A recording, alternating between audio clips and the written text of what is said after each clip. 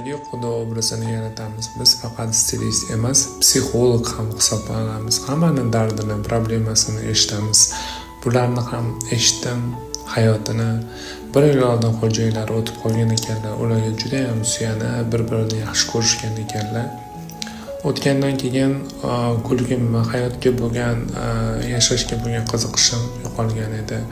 Shu bugun Xudo obrazini yaratib, shiringina, chiroyli, yosh Xudo obrazini yaratib bering. Yuzimdagi g'am tashvish ko'rinmasin dedilar. Qo'limizdan kelgancha harakat qildik.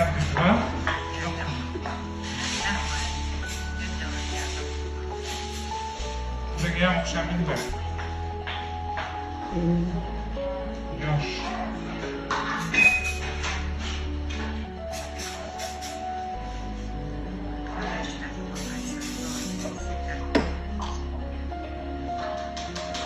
Tamam, necha yoshga o'xshadi? Haqiqiymi? Yoki effektmi?